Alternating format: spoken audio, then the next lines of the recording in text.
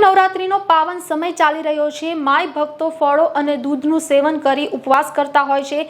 કેટલાક ભક્તો ફળાહાર પણ કરતા હોય છે, જેમાં સાબુદાણાનો વપરાશ આ સમયમાં વધી જાય છે। ત્યારે સાબુદાણાના સેવનની સ્વાસ્થ્ય પર શું અસર થાય છે તે વિશે ટૂંકમાં વાત કરીશું। ખીચડી, વડા કે ખીરના સ્વરૂપે સાબુદાણાનું સેવન કરવામાં આવે છે। તે સાબુદાણામાં vitamins, carbohydrates, minerals, iron, protein સહિતના પોષક તત્વો રહેલા છે। તેમાં ભરપૂર માત્રામાં કોપર પણ મળી રહે છે।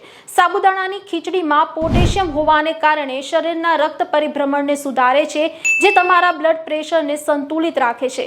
ઉપવાસ દરમિયાન ઉર્જા ઓછી થવાથી શરીરને થાક લાગે છે, તેથી આહારમાં સાબુદાણાનો સમાવેશ કરવામાં આવે તો શરીરને શક્તિ મળી રહે છે। કાર્બોહાઈડ્રેટ હોવાને કારણે તે ઇન્સ્ટન્ટ એનર્જી આપે છે। સાબુદાણામાં કેલરી હોવાને કારણે વજન વધારવામાં મહત્વનો ભાગ ભજવે છે, જે તમને સ્થૂળતાનો શિકાર બનાવે છે। તેમાં કાર્બોહાઈડ્રેટની માત્રા પણ વધુ હોવાને કારણે શરીરમાં શુગર લેવલ વધારી શકે છે।